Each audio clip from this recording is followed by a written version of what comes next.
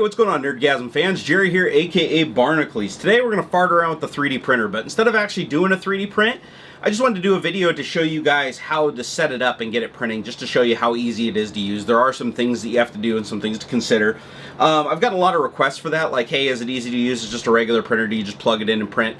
There's a lot more to it than that, but it's still pretty easy to use, and the Ultimaker overall has been fantastic.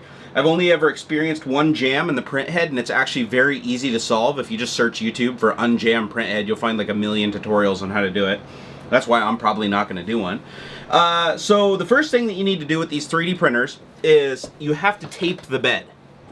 So taping the bed is literally just what it sounds like. You take painter's tape, either blue, or I found frog tape works really well too, and you cover the plexiglass bed with it. And the PLA material sticks to the bed really well, or to the tape really well. So, and it doesn't stick to the plexiglass that well. So, and it also makes it easier to remove the item if it gets stuck. You don't have to jam the bed with like something sharp. You can just peel the tape up and bring the item up with it. So, let's go ahead and pull the bed out and get started. Alright, the bed on this thing is super easy to remove. There's spring-loaded clips. You just slide the bed over and lift it off the clips, and it comes right out the side. It's that easy, and you can see I got to resurface it because I ripped a bunch of tape off when I was printing something. Alright, for this time around I'm going to go with the blue tape. I've kind of been alternating back and forth between the green and blue tape, just trying to figure out which one works best. So far the green tape's worked really well, but on the last one it did have some problems. So we're going to go ahead and go with the blue tape, so let's go ahead and peel it off.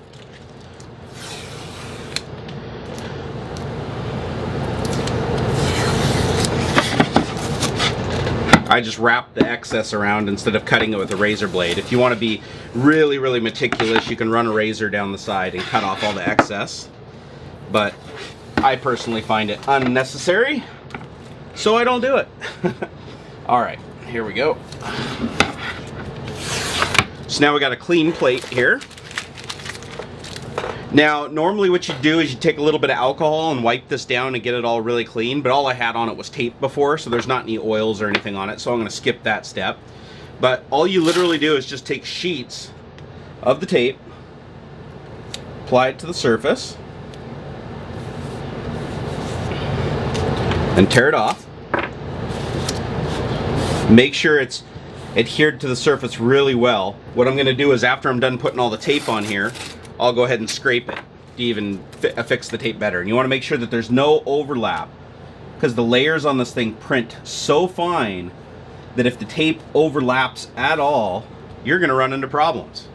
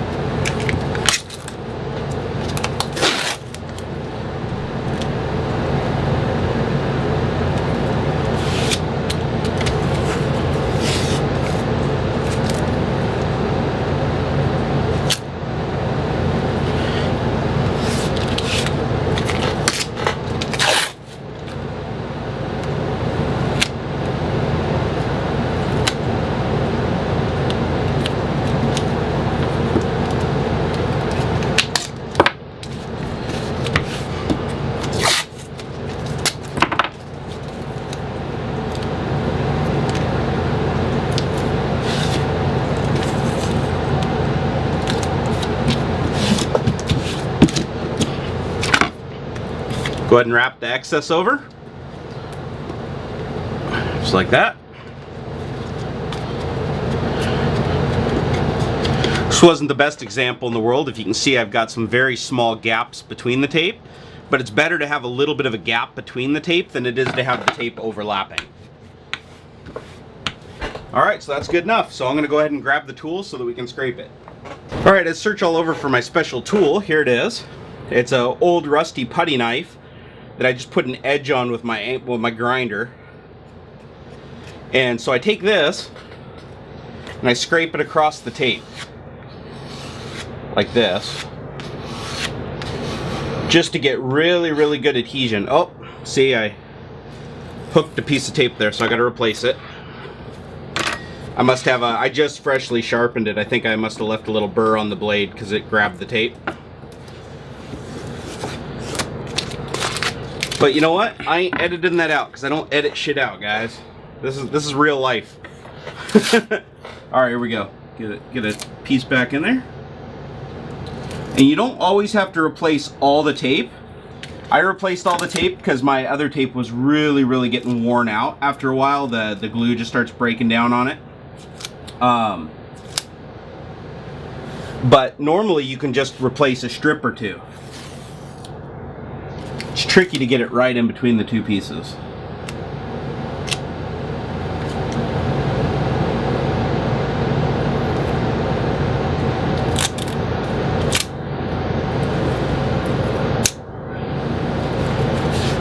There we go. Wow, some sharpening job I did on this. Alright, well that's not on a critical area. Alright, well let's try that again. Let me see if I've got a... So let's scrape it again. Get really good adhesion. Gets all the little bumps out if there's any.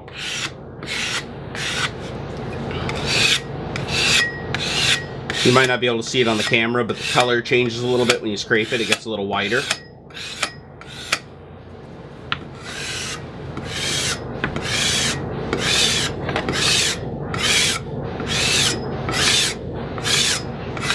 Now another thing to notice is when you scrape it, you rough up the tape and the tape gets a little bit tacky on the surface. That helps a lot with PLA. So each time you print, I usually get in there and just scrape it up a little bit. Alright, well that's good enough. One other thing I need to point out is if you go over with the tape, just clean the holes out a little bit so that the little screws can get through there.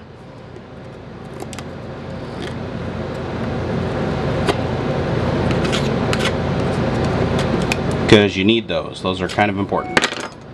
Okay, so go ahead and we slide this back in through the side. Technically you can't go in through the front. Get it over the screws. Push down, slide over, and that's it. We now have a new bed. All fresh and ready to print on. Alright, so now we're ready to go ahead and fire up the Ultimaker. Just flip a switch on the side here.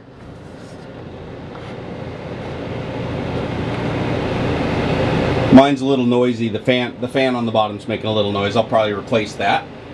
And the next thing you want to do is level the bed. And to level the bed, they provide you with a tool. It's just a little star wrench that you use. And you basically just put it down in here into these little screws and you tighten them or loosen them to get the bed aligned with the head. And I'll show you how to do that right now. Alright, once you power it up, you want to go ahead and plug in the USB cable. Which I plug right into the side. I don't leave a USB cable plugged into it because when I print, I use the SD card. And I put the SD card right into the Ultimaker controller down here. And that way the printer is completely autonomous and I don't have to worry about the computer crashing and taking it out. So now that I have it plugged in, I go into a software called Cura, C-U-R-A, which comes with the printer. And I believe it's all open source. And I'll give you guys a little peek at it here if you haven't seen it from my other videos. Go ahead and rotate around. There it is. I know it's not as good as a screen capture, but it gives you an idea.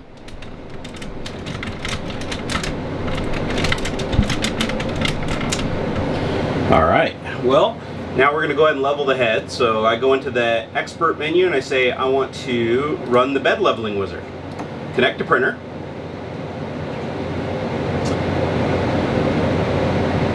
Just take a moment, there it goes, it's homing the printer.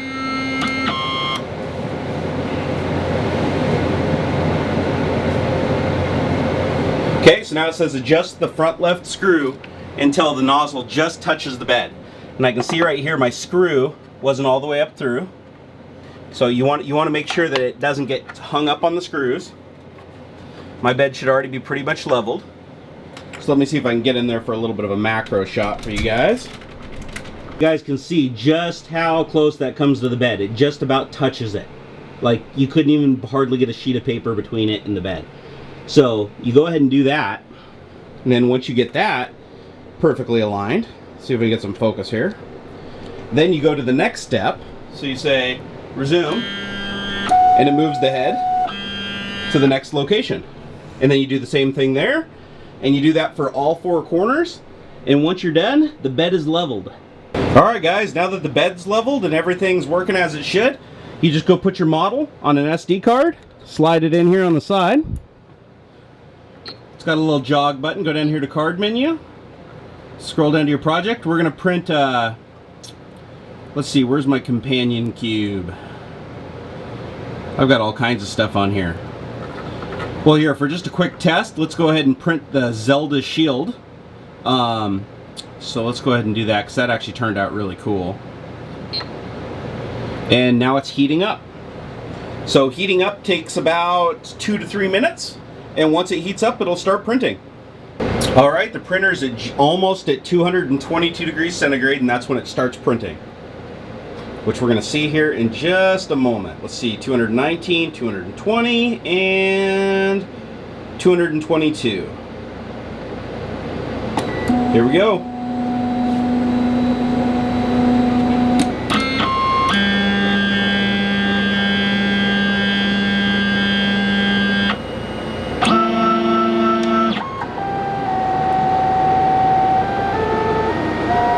It started printing a little booger because I haven't used it in a while. You just want to break those off.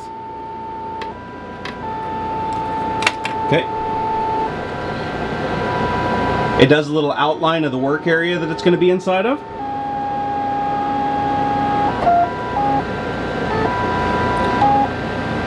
And now it's doing something called creating a raft. I'll give you guys a little bit of a closer look at that. So this is called a raft that it's printing right now. It's basically printing a very thin layer of material that it'll then print the item on top of to make it easier to break away from the platform and give it more surface area to hold on to so the edges don't peel up as it cools.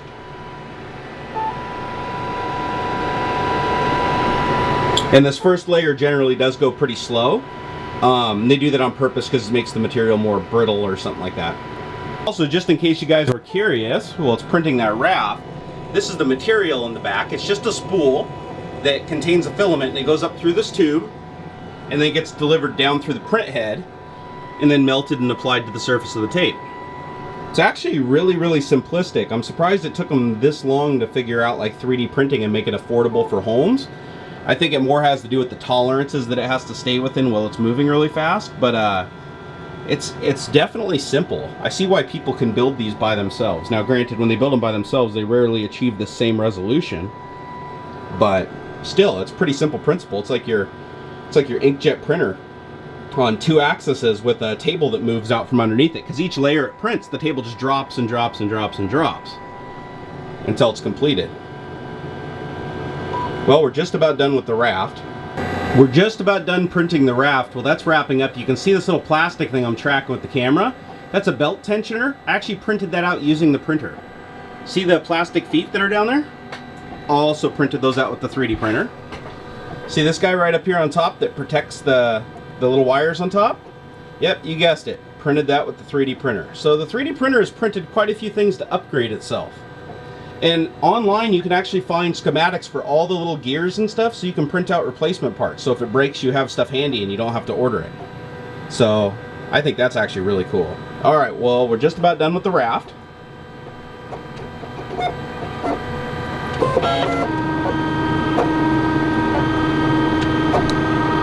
And now we're on to the printing. Oh, nope, still doing one more layer of raft. Alright, the raft is just about done. I know I've said that like 12 times. Here we go.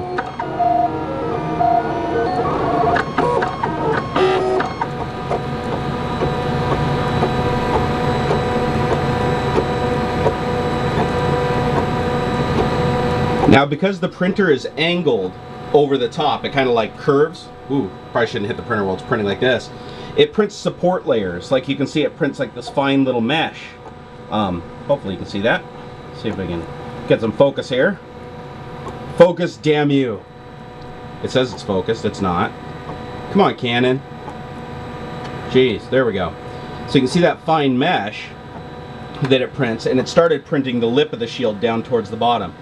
Now, as it's printing it up and over, it'll keep continuing that layer buildup so that it stays nice and flat and uniform, and you just tear that material away when you're done.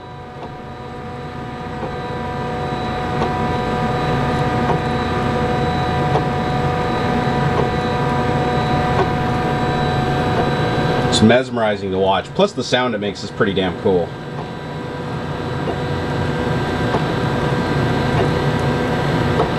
So I'm going to go ahead and let this print. I think this will take about an hour and a half to make the shield, and then we'll pick up from there. We're getting pretty close, but now you can get an idea of just how fast this thing can move.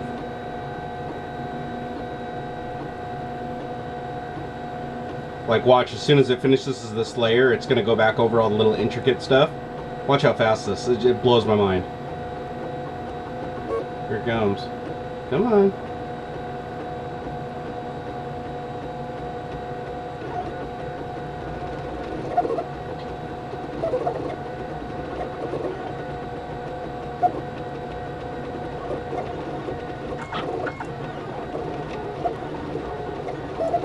And then if you don't think that's fast enough, you can come down here and turn this knob, turned up to like 120% speed.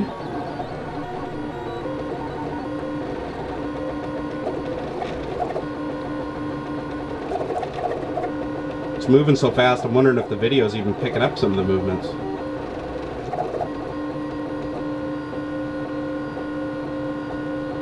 Just amazing. Well, it looks like the battery in the microphone went dead, so now I gotta do some voiceover. Anyways, the piece is completed now, and you can see the head is retracted back to its original area. And now it's time to remove the piece. So the way you remove it is you take that little tool that you make, or a little spatula, and yeah, this guy right here, he's pretty sharp. Probably shouldn't do what I just did right there, or you'll cut yourself.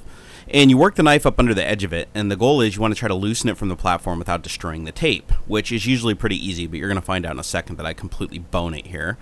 So I'm going from the other side because I was actually undoing the screws on the platform. I want to push against the screws, not away from them. So here I am. I'm twisting the knife. I'm getting a little too overzealous, and just wait for it. Wait for it. Here it comes. Oh, I'm getting a little too crazy, and boom. Where to go? All right, guys. Well, obviously that wasn't supposed to happen. You just pull off a little bit of extra here. You can see I already damaged the tape when I was peeling it up. It just had too much of a grip on it. So I'll have to replace that strip. But it actually held down really, really well and turned out really, really good. So, and it stayed nice and flat, just like it was supposed to while it printed. And now we're going to take off the media on the back. All right, so now we have the finished piece here, and you have the Raft material still on it.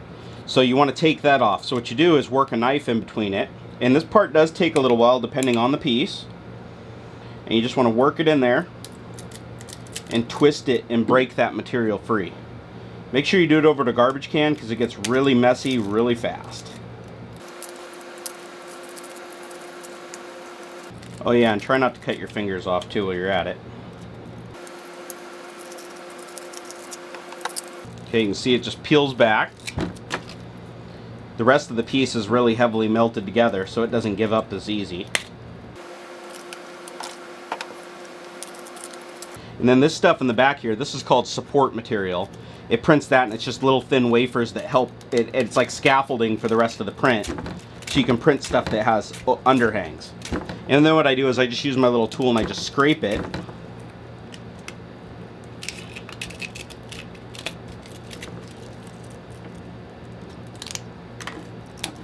Some things are a lot easier than others.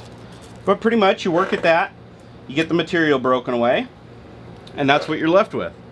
The final product. Now you can take what I have is a rasp. I usually take the material off with a rasp and sand it, and then it's all nice. But for this video, I just kind of want to give you guys a demonstration of how you clean the Raft material off. Now you don't have to print with a Raft, and depending on how you print, what objects you print, you don't even need support material for some of them, which means the objects require no cleanup. But there are a lot of objects that do require cleanup.